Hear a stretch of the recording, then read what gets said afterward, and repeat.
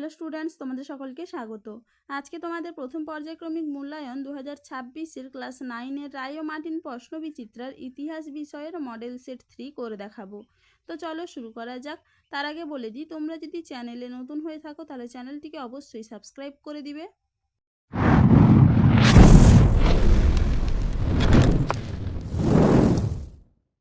প্রথমে দেখে নিই বিভাগ ক। সঠিক উত্তরটি বেছে নিয়ে লেখো।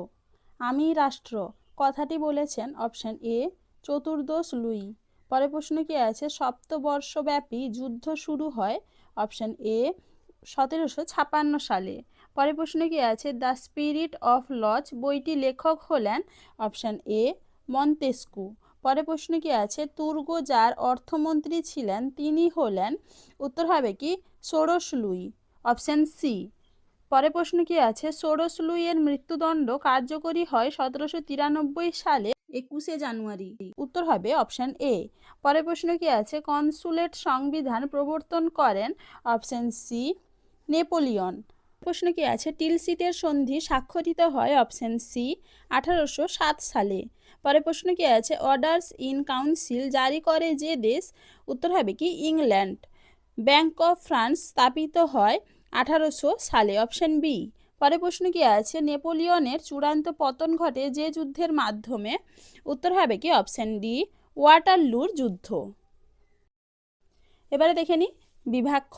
বাম স্তম্ভের সঙ্গে ডান স্তম্ভ মেলাও। ক্যাপিটেশন এটা হবে কি উৎপাদন কর। ভেটো এটা হবে আইনসভা। পোপ সপ্তম পায়াস এটা হবে কনকর্ডাট। চলো এবারে দেখে নি বিভাগ গ। যে কোনো 4টি প্রশ্নের উত্তর দাও। ইন্ডেন্টেন্ট কারা, উত্তর হবে কি ফরাসি বিপ্লবের পূর্বে ফ্রান্সের প্রাদেশিক প্রশাসনিক অধিকারিকদের ইন্টেন্ডেন্ট বলা হতো। পরের প্রশ্ন কি আছে? টেনিস কোর্টের শপথ কি? দেখে না উত্তরটা তোমরা। টেনিস কোর্টের শপথ, এখান থেকে এইটুকু লিখবে।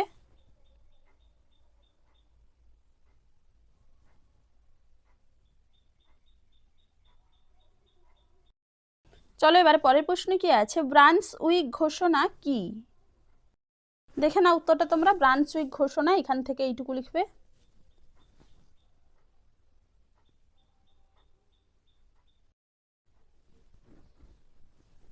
পরের প্রশ্ন কি আছে? বোনাপার্থিজম কি? দেখে না উত্তরটা তোমরা। এখান থেকে এইটুকু লিখবে।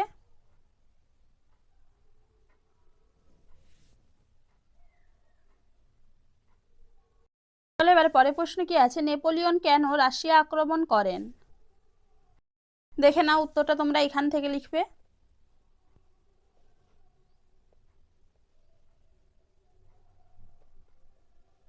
ভালো করে একটু দেখে নাও।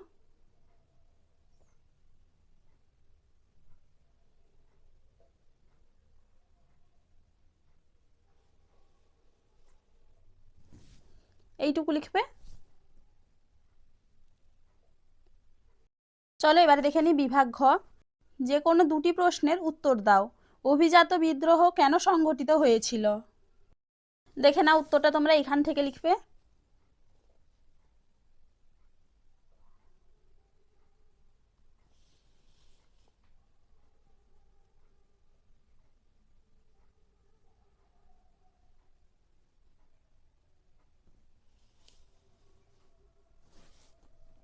এইটুকু লিখবে। এইটুকু।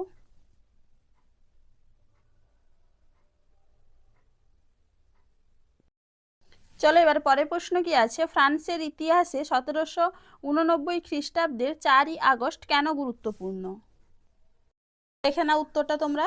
এখান থেকে এইটুকু লিখবে।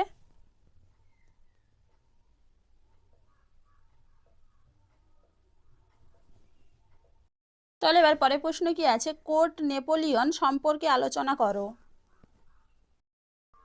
দেখে না উত্তরটা তোমরা। এখান থেকে এইটুকু লিখবে। ভালো করে একটু দেখে নাও।